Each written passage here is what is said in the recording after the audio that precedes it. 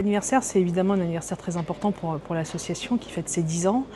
Ça fait 10 ans que le Lab RH œuvre pour la promotion de l'innovation RH et on a aujourd'hui un écosystème très riche, très intéressant. Et moi, depuis mon arrivée, j'ai envie de diversifier encore plus cet écosystème. Historiquement, dans nos entreprises adhérentes, on avait surtout des grands groupes qui étaient les premiers, les pionniers sur ces questions, ces enjeux d'innovation RH il y a 10 ans.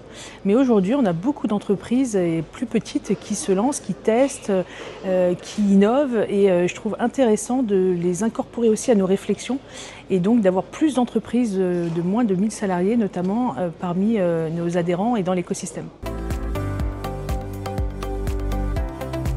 Effectivement, pour donner envie à ces entreprises de moins de 1000 salariés de nous rejoindre, je pense qu'il y avait un travail à faire sur le pricing pour commencer.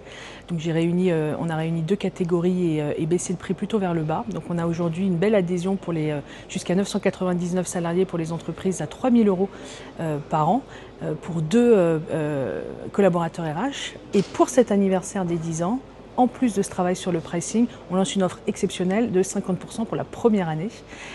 Et on espère vraiment que toutes les entreprises de moins de 250 salariés, de jusqu'à 999 collaborateurs auront envie de rejoindre l'écosystème du Lab RH. On n'a donné que 2 exemples vraiment très récents puisqu'ils datent de ces 10 derniers jours. Dans le cadre de Vivatech, on a organisé un Morning Lab. Un Morning Lab, c'est une table ronde qui réunit plusieurs experts sur un sujet. Et donc on a organisé cette table ronde dans le cadre du salon et c'était un vrai succès. Nos adhérents en étaient très heureux. On a continué ce Morning Lab par une Learning Expédition au sein de Vivatech et on en a organisé d'autres sur les 3 jours pour nos adhérents et les amener, les accompagner, rencontrer les startups RH les plus innovantes aujourd'hui de l'écosystème.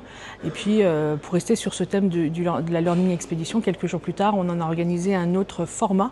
Là, c'était une Learning Expédition où on a amené un groupe d'adhérents chez un autre adhérent pour une matinée de partage autour d'un thème qui était la compétence à l'heure de l'IA.